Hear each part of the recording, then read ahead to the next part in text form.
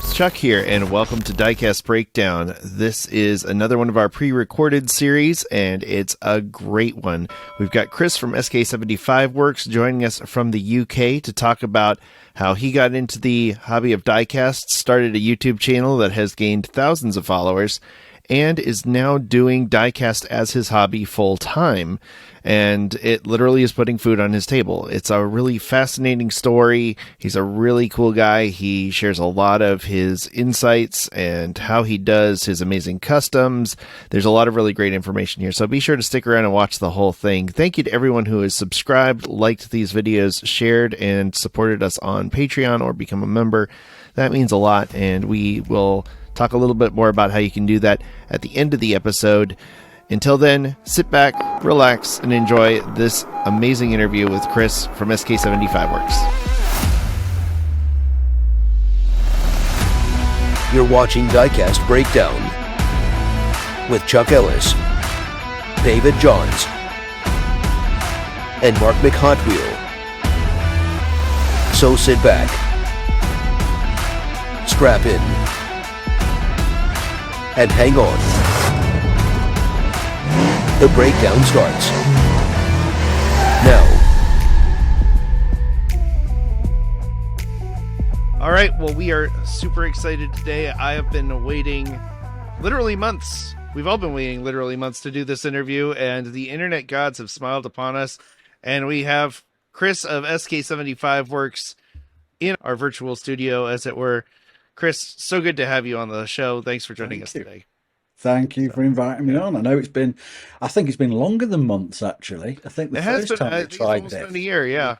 It was a long time ago. Yeah. I know, because I was sat in the garage. And the reason why, I was freezing down there. The internet connection wasn't working. It was just a nightmare from start to finish. So, and I know that was probably 12 months ago now. So, oh wow, yeah, it's been a long time coming. It's been a long time. Yeah. Well, we are so glad you're here today, and it's kind of cool because now you've got a whole bunch of other stuff to talk about. But yeah, so for those who don't know, let's start at the beginning and let's talk about how you got into die casts and specifically the customizing stuff before we even get into the store.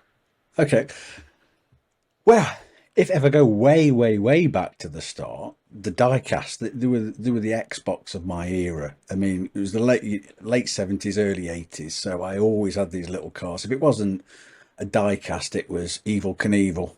It was Action Man. It was something like that. Then over the years, as things go on, you start to drive real cars, motorbikes, and all the rest of it. I still kept up with plastic models, 1/24 scale builds. And then again, I was dipping in and out of die-cast collecting more than anything. And then one particular day, I was literally sat in the garage. I was restoring, it was an old motorbike. I can't think which one it was now. And it was a rainy day. I was waiting for some parts. And I saw a box my mum had brought back to my house. I'd moved out donkeys years ago. And she brought this box back. And in this box was all my old die-cast cars, the original ones from when I was a kid. Anyway, I was looking through them and just reminiscing and whatnot, and it was throwing it down outside, and I just thought, well, do you know what, I'm going to have a go at stripping one down. And it was an old Majorette Porsche. I can't think what. Oh no, it wasn't. It was a Corvette, Majorette Corvette. And I just literally just stripped it down. I think I put it on a wire wheel, I think. And I didn't even do a good job of taking the paint. Just literally just wired it down, sprayed it up, just made it look nice again, and left it there and thought nothing more of it. And then, I don't know, it was a couple of weeks later, I sort of saw another one while I was waiting for some parts, did the same again. And then this one day I decided to film it. And it was a Matchbox RS2000, because as a kid, Hot Wheels was a rarity for me. You never saw Hot Wheels in the UK. If you did, it was like you won the lottery. You never ever saw them over here. So it was always the Matchbox brand. So my box was full of them. And this particular day, filmed an RS2000. They've just released, actually. Hot Wheels have just released the same again, I think, the new Escort. Albeit wide-bodied Zack Speed thing. And I put it up on YouTube, not thinking many people had watched it, never had a channel before. Put it on, and lo and behold, someone said, why don't you go on Instagram? So I thought, what's all this Instagram about? I really didn't know at the time there was this big. It's an underground scene, really, and it's all guys our age, people modifying these things, customizing these things.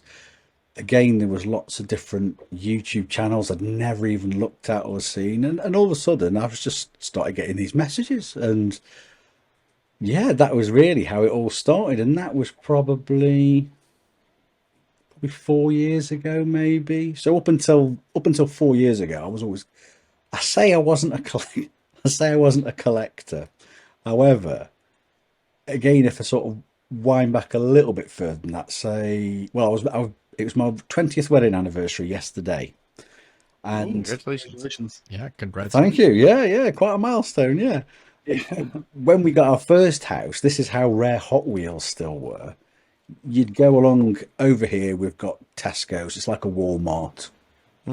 So all your grocery stores, all your grocery shopping, sorry, and you'd go down the aisles, and all of a sudden, dead randomly, you're going through all the cans. There'd just be like a strip of Hot Wheels there, and you think, "Oh, why are these there?" And slowly over the years, unbeknownst to me, I was just seeing these cars, thinking, "Oh, brilliant! Oh yeah, there's a little Lotus there. I'll have that. Or there's a Corvette there. I'll have it." And then I say I wasn't a collector. All of a sudden, I open my eyes one day, and I've literally got thousands of these things in boxes that I had been just literally picking up, not thinking I was being a collector because they weren't on show. But yeah, I got the loft full of them. I've got all sorts of rare 18 vans from whenever they launched, all sorts of weird and wonderful things. So really, yeah, the customizing started 4 years ago, I'd say, something like that, and it's just gone, yeah, from strength to strength, really. So cool. David and I were just talking beforehand about how you can take a block of styrene and do things with it that the rest of us can only dream of. And that's amazing. That's one of my favorite things about your videos was when you would take styrene, just straight square tubing, and create an engine block out of just squares and cylinders, and then when you're done, it's like, yeah, that looks like an engine. Is that something that just kind of came naturally, just out of necessity, or is that something that you study engineering or something like that? No, no, I've always enjoyed making things. Again, if I go back to when I had my first car, I couldn't afford to have it serviced, so I'd fix it myself. And then with model making, it was pretty much the same. When I was doing the 1/24th plastics, I'd see parts that weren't necessarily in the kit, and I used to think, well, I used to have one of these cars. It didn't have that bit there, or it needs to have this. So I'd make them, and then I guess with the start, it came in with these whole. I called them arrestor mods, half restoration, half modification. So I'd look at the interiors of them and I think, well, it could do with a roll bar in there, or it could do with a bit more of a central tunnel where the prop shaft goes, and from bucket seats or something like that. And I guess, I suppose, I literally just sat back, and to me, it was as easy as, and that's not being flippant saying it's easy, it's literally like, instead of sitting looking at an engine and thinking of all complexities, if you just think of it as Lego, and you just take one central piece and just keep adding bits to it, rather than trying to hone something and fettle it down, all of a sudden you just go back to bare basics, and it just came pretty much. The only thing difficult for me is because they're so small, my eyes aren't that great, so I have got a whopping great magnifying glass. I sometimes have to put glasses on, take glasses off. I've got big sausage fingers, so that can be a little bit of a pain sometimes. But I look at some of these other guys, and what they're doing in such a small scale. I mean, there was a guy that was putting air fresheners on the mirrors. These things must be, I don't know, half a millimeter. They're absolutely tiny, and you can see the guys on the end of his finger. You can see the fingerprint, and you just think, "Wow, how on earth have they done that?" So, no, thank you for picking that up. I wasn't expecting you to say that, actually, but that's very kind of you. Thank you. You're welcome. Well, I'm a big customizer myself, and I wrestle with, like, I got a 3D printer, and I was fortunate enough to I was able to get a couple of 3D printers and start experimenting with that, and I started feeling good about myself, and then I was like, oh man, it feels like cheating now, because Chris is over there. That's not Just no. yeah, but yeah, it's all in perspective, and if it gets the job done, and you're using the tools, Absolutely. for me, it doesn't matter. Like the technology doesn't matter. I was having this discussion with somebody the other day about AI art, and I think it's amazing. Like I think it's an Yeah. incredible tool that can be used for good things and bad things. And he's a illustrator, and all he sees is the bad things, and this is going to take people's jobs. And it's like, well, yeah, progress does that, so you adapt and you move on, or you realize that you are doing this as a hobby or as an art form. Still, you've got people think it's easy and you just click your fingers and it's appeared. You've still got to design something in 3D. Exactly. You've still Yeah. got to measure it. You've still, Mhm. I've always been in a design and manufacturing background, and I've got a saying which I've always said. I only said it this afternoon to my wife. If it was easy, then everybody would be doing it. And Exactly. the thing is, you've still got to sit there and measure things up, design it right.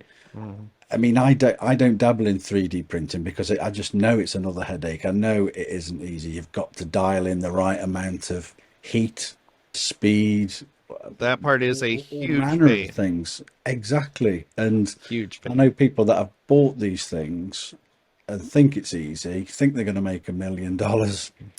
No. And it ain't. It's just not like that, unfortunately. But I might get one day. But again, 3D, I know in my mind it'll take me 10 times as longer just trying to get around the 3D CAD software. So I forget it. And see, it's funny to me because I feel the same way about the laser cutting and the woodworking that you do. I actually have a laser You bought? router CNC machine. I bought one, Oh, right. and Okay. I still have yet to set it up because I am just so intimidated by it. It's sitting there in It's the same the thing.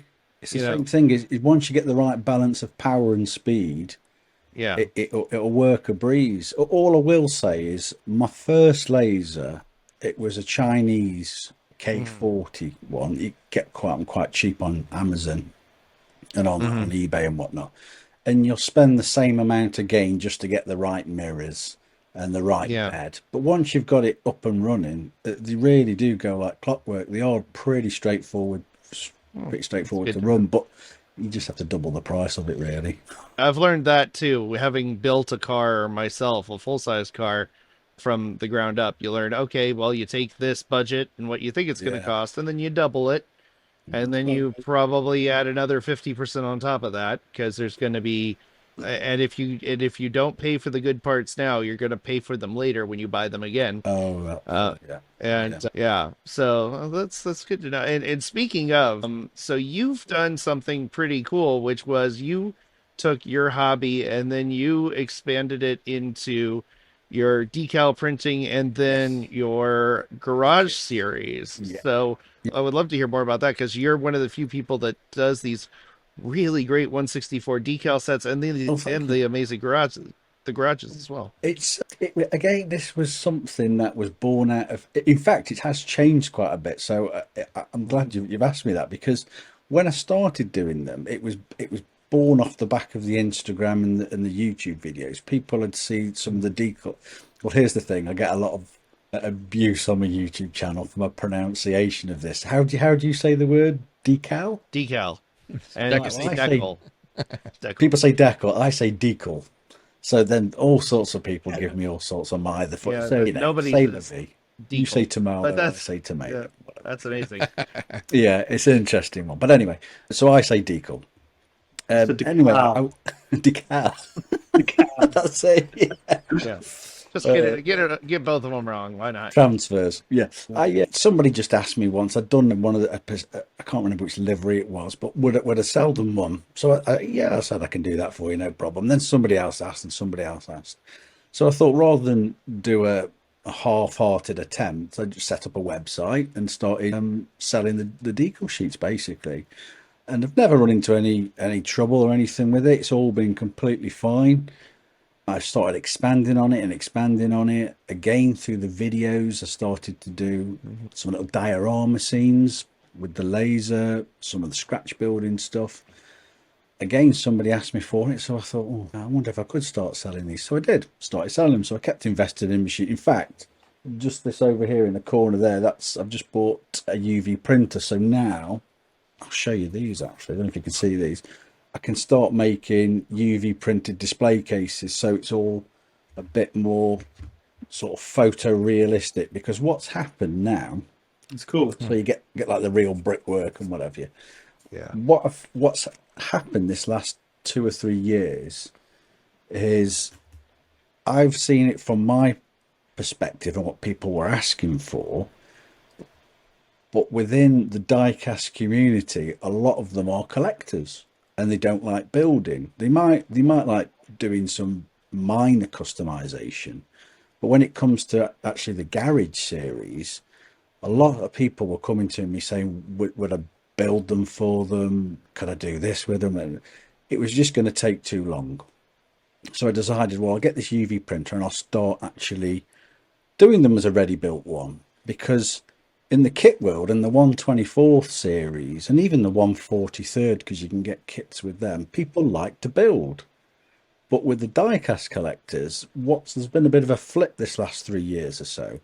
When sales started to sort of plateau, if you like, I think it was more the fun element of something new on the market had suddenly stopped, and actually the requests were, well, actually I don't really want to build a garage. I'd rather just have one built, or I'd rather just assemble it and it was already pre-painted and already half built. So you just assemble it and it's there ready for you.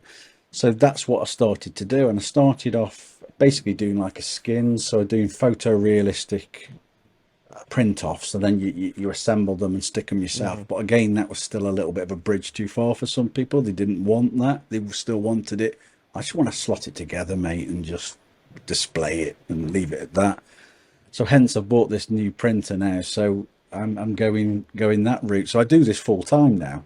I Oh, wow. it was about 4 months ago.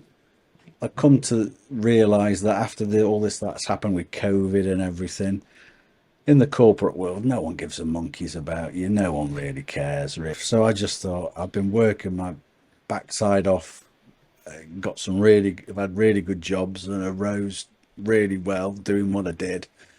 But at the end of the day, I was never happy. I was coming home and I had the weight of the world on my shoulders, and thankfully my wonderful wife just said to me, she said, well, look, do what makes you happy. So I said, well, actually, I wouldn't mind doing this full time. So she said, well, fair enough, then just do it full time. So I've flipped over to doing it full time now. So as long as I can pay the bills and we can put food on the table, I don't need a fancy car, I don't need anything else. So yeah, just a big smile on my face and just make the world a better place for me and my family, really, doing it that way. That's awesome. Living the dream. Yeah, I'm trying to. Thank you. I'm trying to. I mean, it's not. I do have days where you get absolutely nothing. You can wake up in the morning and there's nothing at all on. And them days you think, well, I wonder if I can quickly get another video done and see if I can stick it on YouTube. But that's been happening for the last 10 months. I haven't done anything on any of these medias for the last 10 months. But then all of a sudden I'll get some orders in and I might be in the garage one day, I might be printing another day, I might be designing another. So it's slow. I'm certainly not rich or wealthy by any means of the message. I'm just ticking along at the moment. For you, A Chris. few more jobs from this. Hopefully, yeah. Yeah, Hopefully. Yeah. Well, in the new year, I'm just doing a new website now, because that was the other thing. Again, the background I've got with design and manufacturing, a lot of that's been marketing. So my website was clunky, so I have flipped it over to Shopify now. So I'm just in the middle of about to launch that, and with that will come all these new products then. So there'll be all this new printed garages and displays, and then we'll hopefully see a little bit more social media interaction with me on that front. I'm not quite as dead as everybody thought. That's the tough thing, though, is like, if business is good, it's hard to make videos. Yeah. And if business isn't good, you're not feeling up to making videos because business isn't good. No, funnily enough, I read a little funny meme the other day. It was like, time is infinite, but it's something we haven't got a lot of. And you think, well, yeah, you're right. We haven't got all the time in the world, but we haven't got all the time in the world. And it's some days I can be in the garage at 5 a.m. in the well, I'm normally down there at 5 o'clock in the morning, and I can be in there still at midnight. I could be doing literally 18, 19 hours down there before I even come upstairs. So it's part and parcel of being on your own, I guess. But I'm not complaining by any means. But Hey, Chris, when new fans are perusing your site, they're probably going to pick up kind of an affinity for these really cool 70s and 80s race cars. Where does that come from? Why is that I've such a always big liked part? tin tops. Always. I've never been a Formula One guy. I've always liked rallying. And in the UK, well, Europe generally, it's called touring cars. I don't know what you'd have stateside which would be similar. IMSA would be the closest thing we'd have. Okay. So I think, Or maybe for like instance, 24 hours of Sebring or something like that. that's it. Stuff like that. Yeah. Well, as a kid, I'd go with my dad to the racetracks and I'd watch all the touring cars. And this was before it was really popular in the UK. It was popular, but it wasn't a massive spectator sport in the sense that it is now, where racetracks back in the 80s, they were an absolute dive of a place. You'd go to the toilets there and it'd just be a brick wall and you'd just be peeing into a gutter, basically. There'd be a Oh, rubbish you've been to burger. Daytona. Oh, okay, you've got about okay. That's what we got there.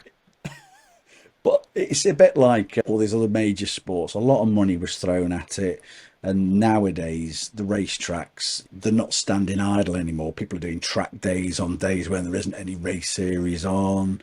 There's all sorts of marketing opportunities and days out where people use these things. So there's a lot of money coming into them now. So they're really, really popular. But back, let's say in the 80s, when I used to go with my dad, it was all them type of cars. So there was a lots of old, it was always tin tops, as I say. It was so the Sierra Cosworths, I was absolutely in love with these cars. In America, they were called a Merca, I think, a Ford Merca, and you had the XR4 Ti, I think, That's and it right. made its way over here. They used that for a season to develop it, and then they did the RS Cosworth, and then that was it. I was hooked on it. So all these 70s and 80s cars, and I love the American muscle. I don't know a lot about American cars. All I know is what I like, and for me, it's all the probably the cliche ones. You're going to laugh now when I say this. It's what comes to Europe is things like Smokey and the Bandit, Right. Dukes of Hazzard. So it's all them type of cars. So all the other things, all your Plymouths and all these other fancy Camaros and that, Americana. that they've only just started really resonating with me more this last sort of five to 10 years or so, because I expanded my knowledge a little bit more on that era, the muscle car era, if you like. But up until, and actually, funnily enough, you used to get a lot of them in the Matchbox range as a kid in Sure, the the 70s. Superfasts were very... That's it. They were all that type of car. And at the time, I used to play with them, not really think much about it. But then as all this diecast has come back to me, and I'm restoring all these cars I had as a kid, I'm picking up these cars again, and I'm looking at them thinking, crikey, I've got a Camaro, here we are. And then, of course, Hot Wheels do them. And yeah, so for me, it's always been tin top race cars. I'm not, I say I do like doing the customization, but I want them to look like something that you would necessarily see. So whilst you get a lot of these customizers that are doing some fabulous work, I prefer to do a race replica with the actual livery and what the roll bars would have looked like inside. So that's where it all really comes from, just from a passion for racing, really. Rally and touring cars. Yeah. I love it. They're amazing. Have you ever done a line of bangers? I was introduced to bangers. The Bangers. car, once they just beaten to the ground. People have asked me. We've got a couple of circuits near me. I don't know what it's like in the States. Over here, it really is a rough sport. I mean, really rough. I've been a couple of times and I've seen some people get really hurt there. And you look at them and you think, oh my God, and there's people brawling in the pits. And it's proper blokes, proper men, the cars are totally totaled and they're coming out with chainsaws, so they're cutting the damn things in half, getting them back on the racetrack. And there's something about that is just completely I mean, I've had one set on fire right in front of me because you're that close to them. And so one hell of a thought. It sets on fire. There's a guy still inside it. And everybody's looking around like it's a normal Sunday. And you're thinking, oh my God, this guy's going to die before my very eyes. And it's just like, he gets dragged out. He's wiping his brow down. Yeah, no problem. You know, Don't worry about it. We got this. Yeah. Running. And, It's not a big deal. I've seen, and I have, somebody else asked me, would I make a load of these replica ones? And funnily enough, I went through a stage. I suppose my earliest customizing days was probably in the early 80s, because I used to take a hammer to the ones I didn't like and smash them up. So I've got a big box full of these smash ones. So I probably could Absolutely. just make them into a banger. Yeah. Chuck Is it a big loves thing crash. then in the banger racing scene? Then is it a big thing over with you guys? I probably around Chuck's neighborhood. That sounds like some Florida action. Yeah, absolutely. In fact, there was a PS2 game called Test Drive Eve of Destruction that was based around Demolition Derby racing. And it was intercut with all of these scenes that are from tracks that I used to go to. And they were from people that were from, it was in Orlando. So it was all cars, like areas that I knew. Yeah. And I was like, yeah, that's right. This is the most Florida game ever. But yeah, we have a lot of tracks in Florida, and that's because we get a lot of sunshine, and we don't get a lot of ice down here. So it's a good area for East Coast racing anyway. But yeah, we have all sorts of different ways to destroy vehicles over here. In fact, I was just telling my dad about how there's Imperial racing, which is basically there was like the 62 to 65 Chrysler Imperial was this one car that Chrysler made that was so strong it was actually banned from demolition derbies because you couldn't beat it. It was just this land yacht car that without any modification, there was so much steel on it, you couldn't kill them. Yeah. And now they actually have, and they're still doing it, these races where these cars, which were top of the line luxury cars, they were the closest America's ever had to a Rolls Royce, because there was like Chrysler, and then there was the step above, which was Imperial, which was basically like custom order, top of the line, everything that you could get. And now they're being used as demolition derby cars, and they'll have a race with 15 or 20 of them. And I'm like, that's the first time that I've been like, we need to stop this. But my favorite kind of race that we do around here is called trailer races, and they'll take cars and they'll hook them up to caravans, as you call them, or They do that here. campers here, and there'll be like a trailer with a boat on it. One guy did a parade float with an entire living room on it, with like a couch and a big screen TV and lamps and a bookshelf full of books. And so they all end up strewn all over the infield, and people are driving over couches, and it's hysterical. It's the best. So It's a crowd pleaser then. yeah, By the same. exactly. Like, it is a good time. As you just mentioned, there's a couple of cars in the UK that have got that reputation. They were, I don't think they were ever banned, but everybody wanted the old Ford Granada because they were just built like a tank and they would wipe everything out. And then, of course, you fast forward now, 30, 40 years later, and they're a classic, and people will pay a handsome sum to get one of these, and there's none left now because everybody smashed the hell Yeah, out they of it smashed as a banger car. But yeah, there were certainly cars like that over here that have got that reputation. Yeah, yeah. Volvos are a good one as well. The old Volvo. Oh, sure, the brick. Turbo Yeah. brick. Your little scenes, as I like to call them. I think a lot of like manufacturers could take some notes from that and create, instead of charging so much for just a little car, that they could sell an exclusive kit from you or get some designs from you and make their own. Have you ever considered doing something like that? Yeah. If that thing I've, came along? funnily enough, I've just first person that's ever asked. Actually, they wanted a custom garage only 4 weeks ago. Didn't think anybody else would be interested, so I said, yeah, well, I'll go ahead and do it. Stuck it on my Facebook as well, stuck it on Instagram. This other guy's done the same. And lots of people have been asking now, would I make them? Well, it takes 3 or 4 weeks to complete. I don't make it overnight, so they do take a lot of time. So yes, I will do them. but I'm definitely going to distinguish. I'm going to try and cater for everybody now going forward. So I'll still keep my current range of kits. I will go to this pre-built, semi-built, fully built versions as well.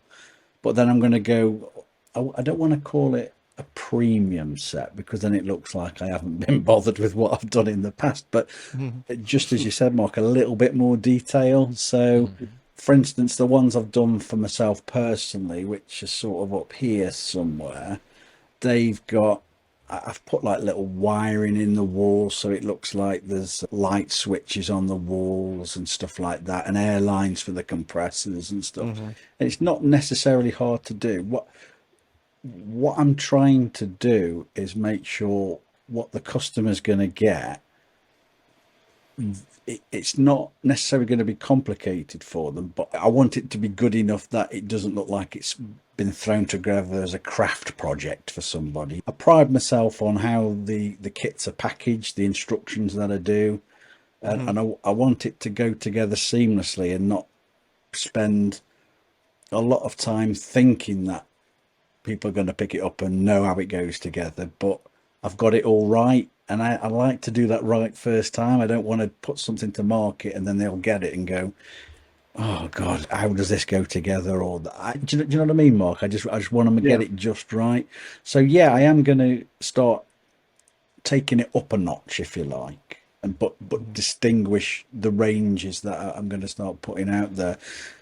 The decals, it's again, it's finding time to do them. To do a race replica set, for instance, I have to photograph the cars, measure the cars, then look at lots of different references. I always use Pinterest, to be honest with you. But what you'll find is a specific car, it might have 7 or 8 different variants and it looks the same because they get smashed up at one race. When it goes to the next race in that calendar, you think, well, hold on a minute, that sponsor's moved back a little bit and there's something else there, because race teams pick up different sponsors throughout the season as well. Yeah. So it's trying to find a good balance and having that time to sit down and design and do them as well. It just doesn't happen overnight. And if I've spent too long trying to develop a kit, for instance, then I'm not fulfilling manufacturing. It's just a double-edged sword, to be honest with you, all the time. It's an absolute headache trying to balance it all. But yeah, I mean, it's impressive to see someone that's that detailed in their work and their thought process. Because I mean, I would have never thought of that. Just getting smashed up and moving the decal, the decal, the whatever you want to call it, moved around or switched out, and there may be 15 different versions of that race car. Yeah, people have picked me up on in the past when they've bought some sets and they've gone. A classic is actually one. It's one of the Sierra Cosworth ones. I think it was the Dick Johnson Shell one from the Australian touring cars, and a few people have said, "Well, that the sponsor's not. She's not there on that." Well, actually, yeah. And I'll when they email me, I'll send them a picture and say, "Well, actually, yeah, Bathurst in 1992, actually, or whatever it was. It was. If you look at this, oh crikey, yeah, it was." And then you end up becoming, I suppose, keyboard friends with customers, because then you start having a big talk with them about racing and about, well, actually, yeah, during that season he had 3 crashes and changed sponsors, and this was different, and yeah, it's a funny old game. We'll be back with more Diecast Breakdown after this word from our sponsors. Here's this week's small channel shoutout. The Quirky Garage 1999. If you have a favorite Diecast channel with less than 700 subscribers and you'd like to see them highlighted on a future episode, email us at diecastbreakdown@gmail.com. The Diecast Media Network store is here. Wear your passion with pride, featuring designs from Diecast Breakdown, Flying Valiant builds, plus unique designs inspired by diecast culture from Justin Ellis. Visit tpublic.com/Diecast Media Network now. Hey, this is Champion DJK, and you're watching Diecast Breakdown. And now back to Diecast Breakdown. Yeah, hey Chris, one thing we try and get our guests to do, because your story, while it is absolutely unique, it kind of mirrors what a lot of guys and a lot of other creators have told us, is that they just honed in on their passion. They figured out what they love doing, Absolutely. and they picked up their Absolutely. camera one day and just filmed it. So Yeah. give some advice to somebody watching you who looks at your 1/64 scale empire and wonders would it take me 25 years to get this good? What's advice for somebody looking to start? Well, the camera that I use 99% of the time is an old camera now. It's a Panasonic Lumix G7, and it does 4K. You could probably in the UK pick them up for, I don't know, £250. I think we're pretty much the same now with dollars, aren't we now? So I think it's probably about $250 again, something like Reasonable. that. Yeah, and don't have a fancy lens, just use the standard kit lens. And all I literally do with the videos is I don't even necessarily, I know the process out at what I'm doing. So I know I'm stripping a car down, I'm taking the paint off it, I'm cleaning it up a little bit, I may design some decals, I'm going to paint it. So all that's pretty much bread and butter, what everybody else does. What I tend to do with my videos though, it's all about the angles. So rather than just leave the camera there and just roll and roll and roll and roll, that 10-15 second shot of me doing something with my hands, I'm forever moving my camera. So I'll leave it rolling for 10 or 15 seconds and then I'll stop recording, but then I'll put the camera at another angle and do the same process again. And then all of a sudden, when it's all in the editing then, so when you're piecing it together, you're not, I think what has kept people engaged is I'm no better than anybody else. There's thousands of people miles better than me. There's some fabulous people on there through Instagram, YouTube. There really is. But I think where I differ slightly is I've just changed the camera angles, and that's all it is. And I think if you're yourself watching something, and again, the sound is a big thing. You could have half decent video, but you've got fantastic sound, and you'd watch it. You could have a fabulous video with crap sound, and you'd turn it off straight away. Yep. So as long as you got the sound right as well. So I always voice record afterwards, rather than try and talk over my drill or over something, some machinery. So I always edit the sound later. But I'm literally, all I'm doing is I'm just swapping that camera angle round all the time and try and find something a little bit better to talk about. Because on the later videos, not so much in my early ones, I just told a bit of a story about that particular car. And I've got friends that have been in motorsport, so they've told me some stories, so I'll reiterate their stories. So really, it's just all about just changing the angle of things, really, and filming it from a different perspective. So, in fact, there is a something called the platypod, and all it is. It's a tripod. Instead of having a massive whopping great tripod, it's literally like a little piece of metal. Mm-hmm. And on it you fit a ball head, and so therefore you can put it at any angle, and you haven't got a big intrusive tripod sticking out everywhere, and you can literally put it as if you're that miniature man making the car, if that makes sense. So you can get really tight angles, and I literally just do it that way and film it and then slap it all together. If someone else asked me why don't I do more videos, and because it will literally take me 3 weeks to do a video, because I like to get the angles right, the lighting right, the sound right. If I just flopped it together and just had that camera angle like that rolling all the time, I could probably knock 2 a week out. Right. But then I don't think people would watch them. Well, for me personally, I don't think I'd have done a good job. I don't think people would want to watch them. They just think, well, I don't really know I can't see what he's doing. So that's what I've tried to do, explain what I'm doing. Mm-hmm. That's That's the trick.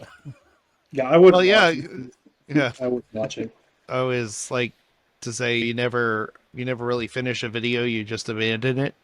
It's just like with a custom, like it's never really, like you could spend forever working on it and refining it and getting it a little better, but it's just for me, finding that balance is the tough one too, because I'm like you. I want it to sound really good.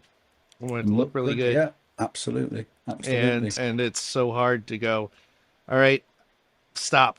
We're done. This is finding that moment at 3:30 in the morning where you're like, okay, it's just not going to get any better, or you're actively making it worse by continuing to just beat on this thing.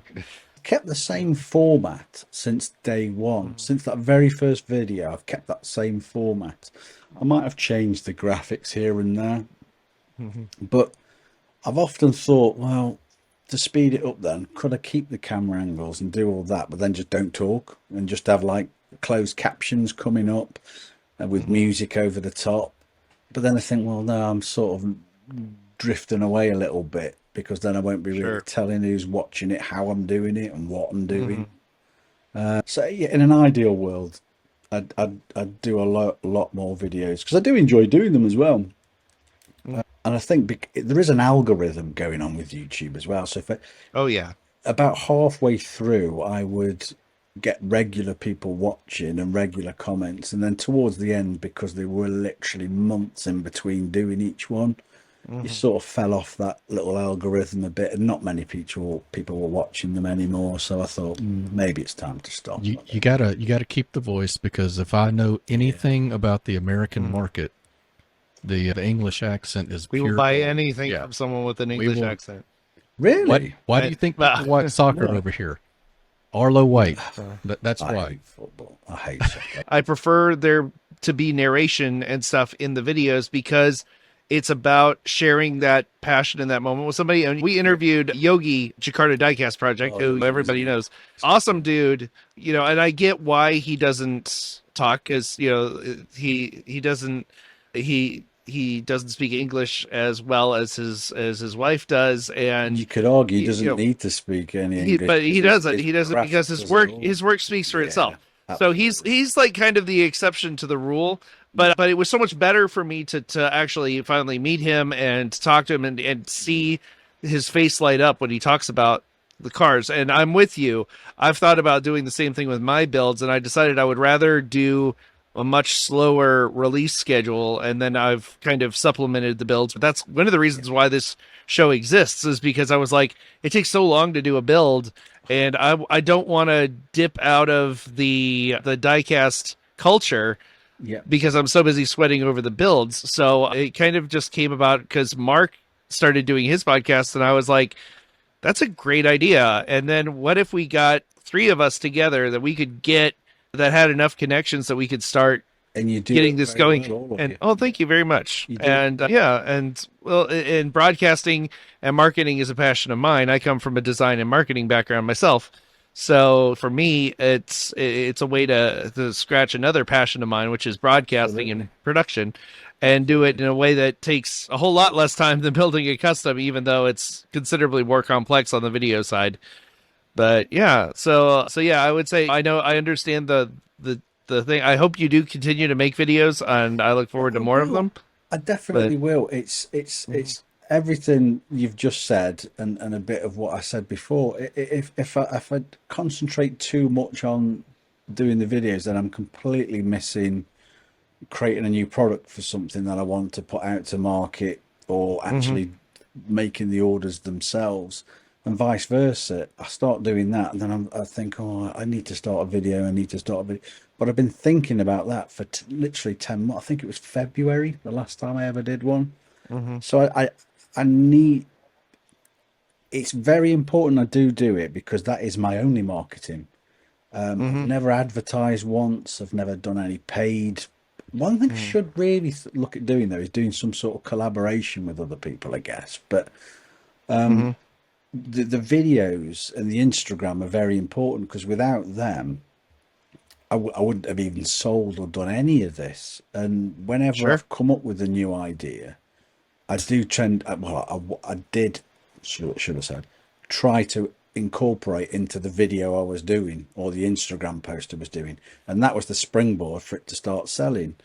And really, it's a really important tool that I need to start resurrecting again. Is the Absolutely. long answer to it. This is a community that loves supporting its own. So for Absolutely. me to be that's why I have every single one of your kits, except I haven't Thank bought the you. lifts yet. I'm Flying intending to buy the Valiant. lifts. Yeah. Yes, yes, sir. Well,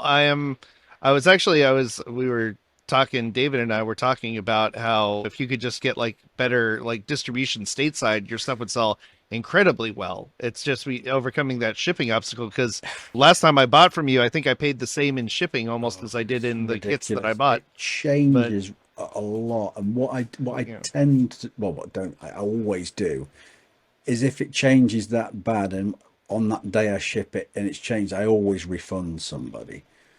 But I have had a lot of people who've just said the same question you've just said. How about if we start distributing it for you? And there's different ways, and I'm in different stages of negotiation with different people. But there's one guy that we get on really well. PNW Diecast Customs does fabulous 3D printed wheels. Brian, he's a fabulous chap. And again, he said the same about his wheels in the UK. He could sell them via me. I could sell my stuff via him. So one way or the other, with somebody, I will get to do that, because the US is by far my biggest market. The UK used to be about the same. UK, US were the same, but I would say now the US has definitely got the edge. That's for everything, for decals, decals, and the decals and the kits. So yeah, you guys tend to love them. So I'm hoping, this next phase you'll like them even more. So Yeah, just need I to can't find wait. out. I'm sure we will. I saw that post with your UV printed version of the garage kit. Yep. There you go. There's another one. Gary. Yeah. That was one of my favorite things. Was I as much as I watch UK videos and stuff, it took me forever to realize that Rob at Matchbox Garage says it the American way, and that He it's a does, Matchbox. yeah. He does say See, Matchbox see, Garage. everybody just went with it, and then one day it was like, wait a second, why is he saying it the American way? And he's like, well, it just I sounds never better. even give that a thought. You're right. Yeah. It does. Yeah.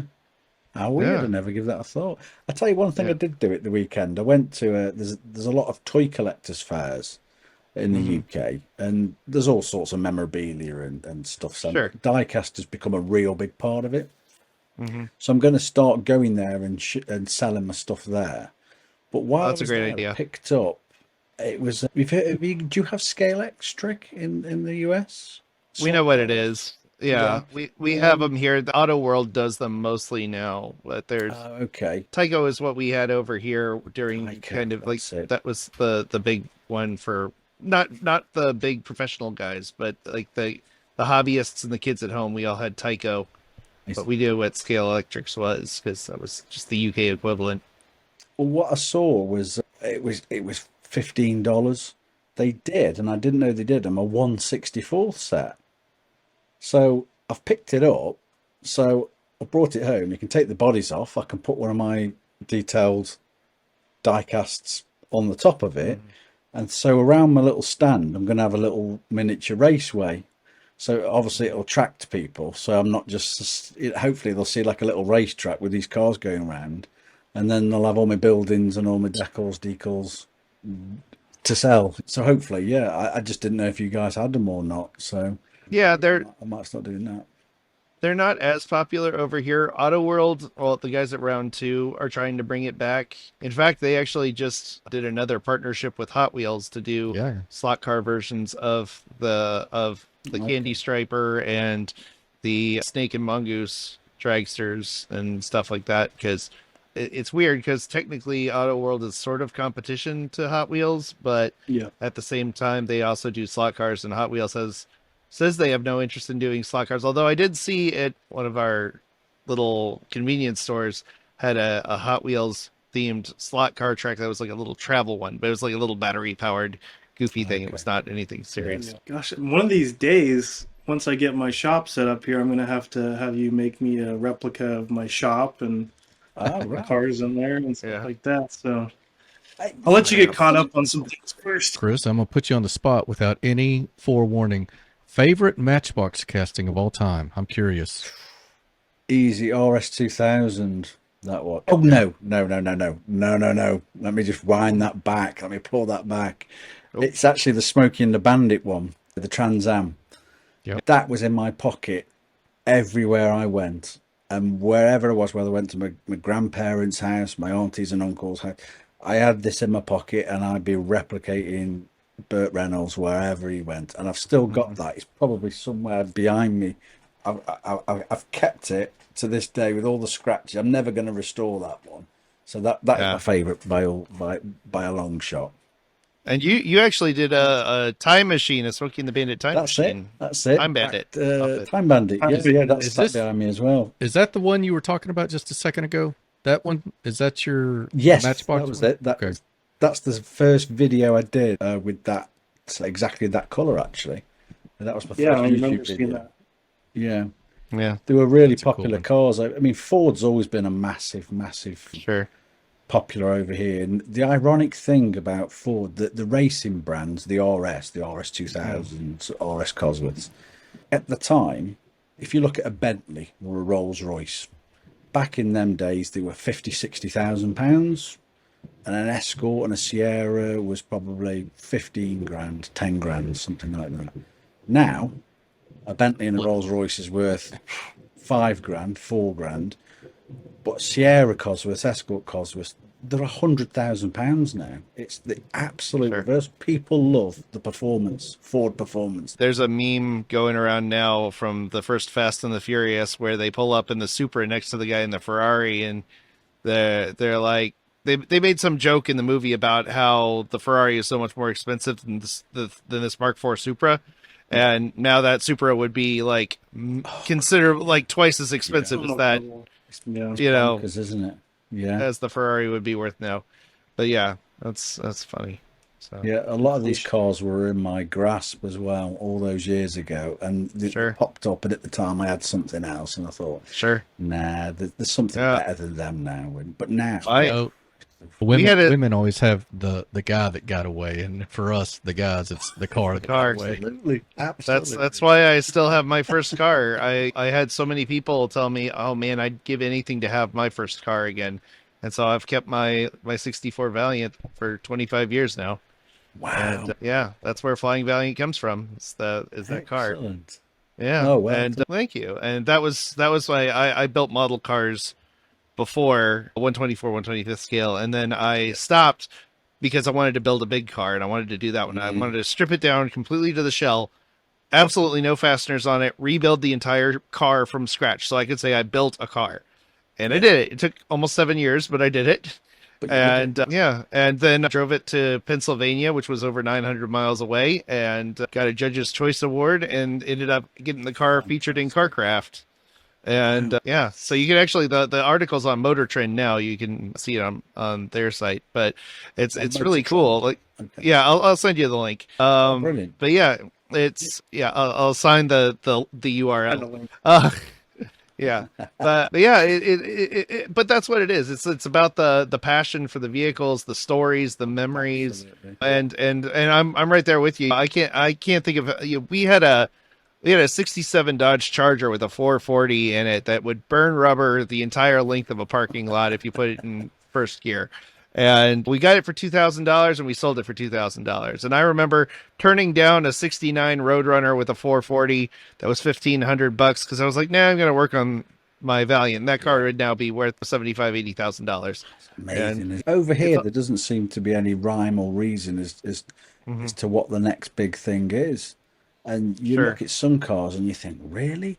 They were Yeah. crap then? Why are they It's the so- why are they nostalgia. so sort of- It's the Yeah, nostalgia. I It's guess 'cause, it is. like we were talking to Chad Reed over at Round 2, and they're introducing a whole line of I don't know what they called them over there, but they would be like the Dodge Caravans, the minivans that were yes. popular here in the U.S. in the 80s and 90s, and they're doing those, and it's like, why of all the Yeah. vehicles, why?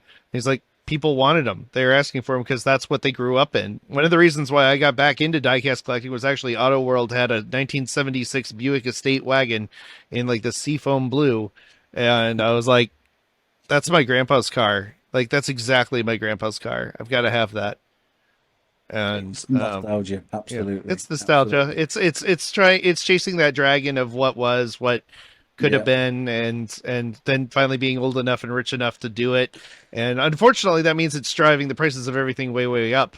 But Absolutely. so I don't know how that continues, because I'm looking at younger kids that, I mean, and car culture finds a way. There's still cheap cars. There's still the desire to modify, the right to repair crowd, the desire to express yourself through your vehicle as an extension of who you are, or your collection of vehicles. And that's what I love about this community, is that we are kind of bound by that not totem, but that mark of there's a lot of people I've met. I mean, everybody's been friendly. There's the odd.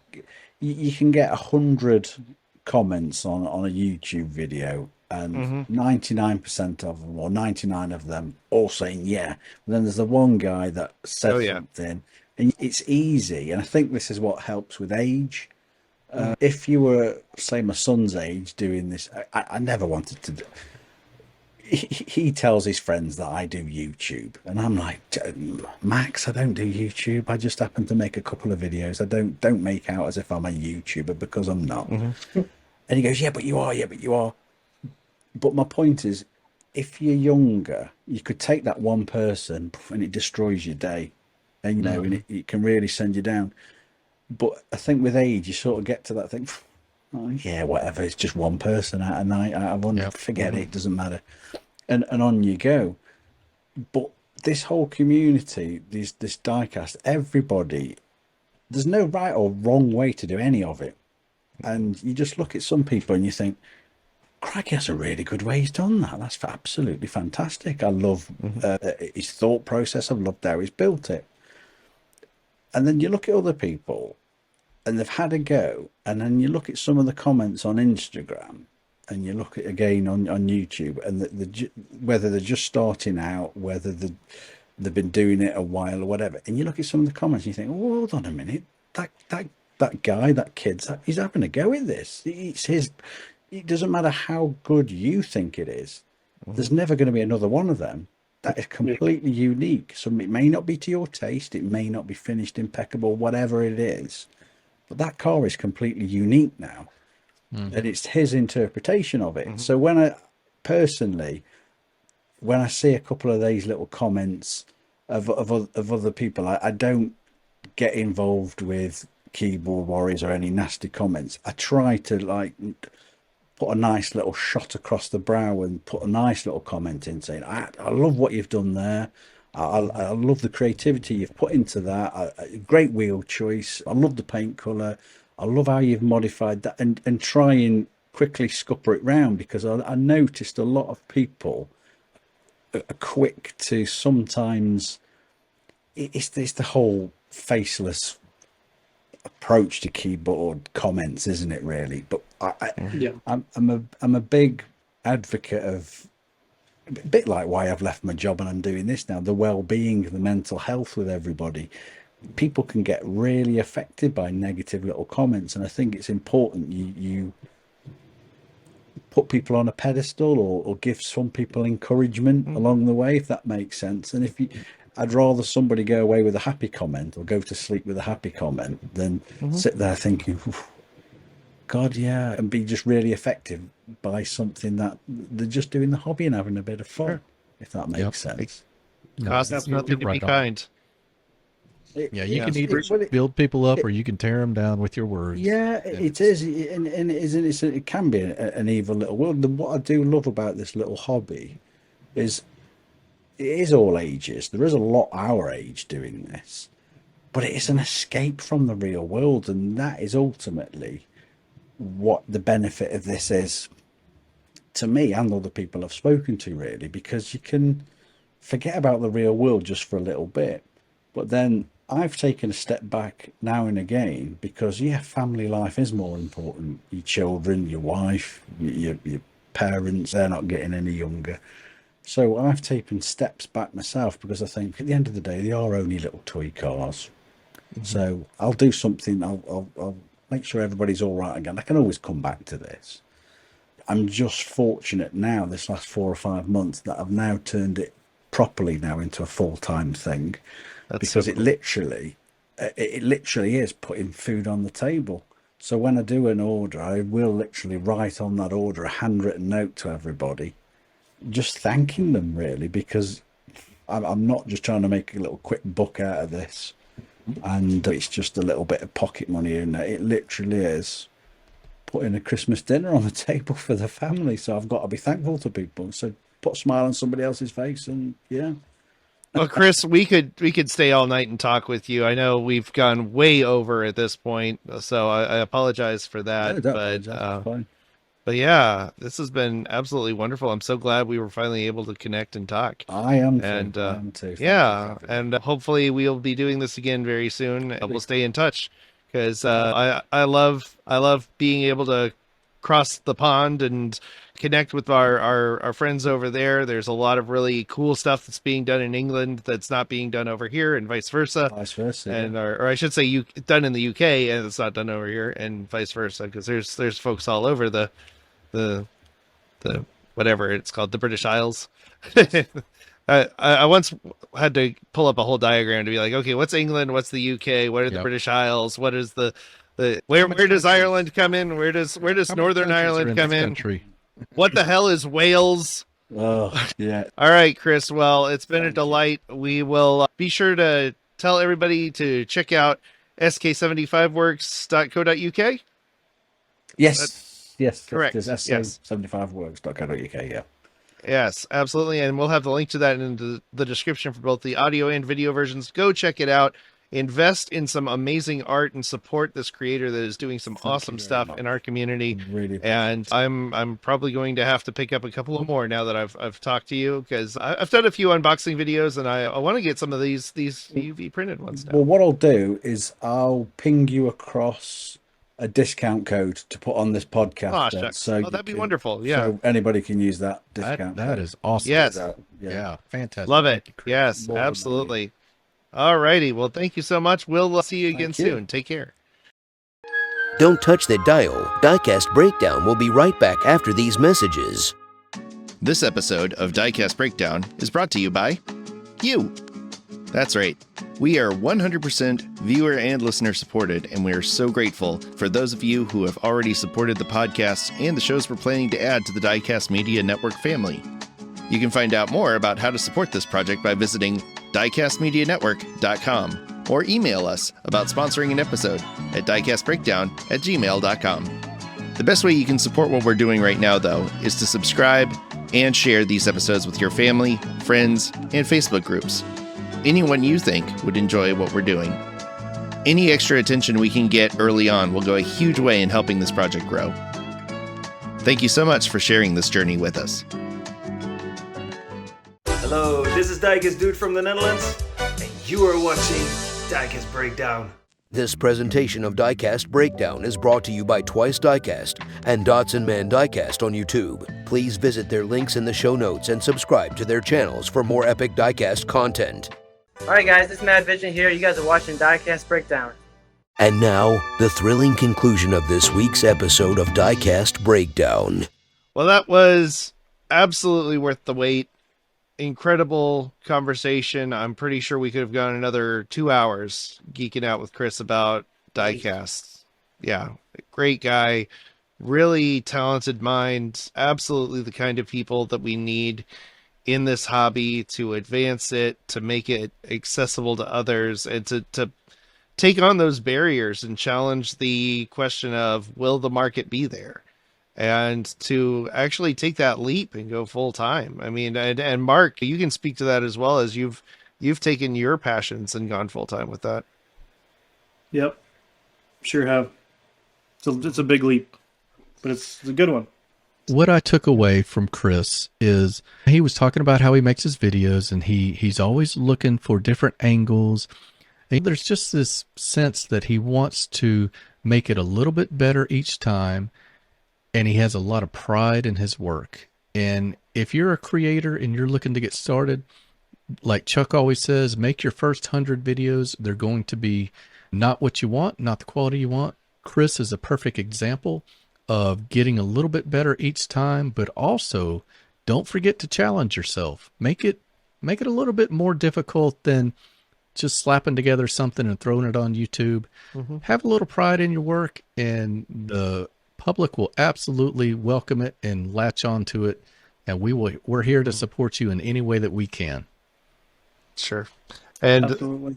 yeah, and I would just add to that I've gotten the question as well. Well, what if it's not good? What if people make fun of me? And I was like, honestly, if you're just getting started, the worst thing people will do is say nothing, because they're the people that leave the bad comments. They're leaving the bad comments because they feel like you're better than them, or that you're up here, you're the celebrity that needs to be taken down a peg or two. And if you're just getting started, they're not going to be interested in slinging mud at you. They'll either encourage you or they will ignore you. So even if you don't show pride in your work, obviously it's like I was telling Chris, you got to find that balance between getting videos out and getting videos right. And nobody can get that 100% of the time. And done is better than perfect. And engaged is better than almost engaged.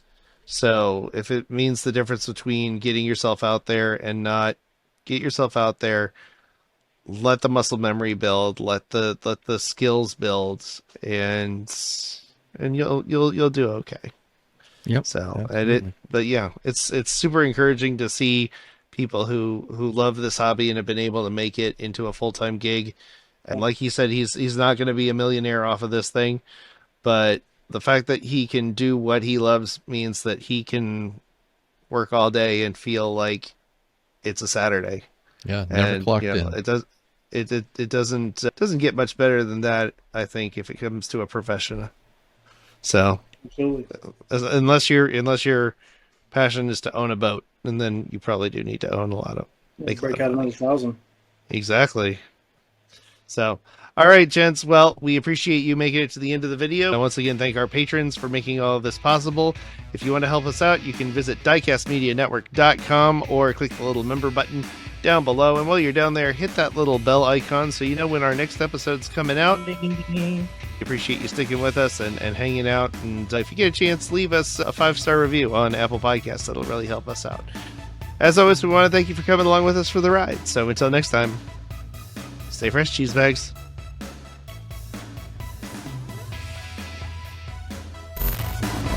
Thanks for listening to Diecast Breakdown. If you enjoyed today's show, please rate us 5 stars on Apple Podcasts and tell a friend to listen in. Find Diecast Breakdown on your favorite social media platforms or visit diecastmedianetwork.com to learn more about this and our other projects. Diecast Breakdown is a presentation of Flying Valiant and the Diecast Media Network.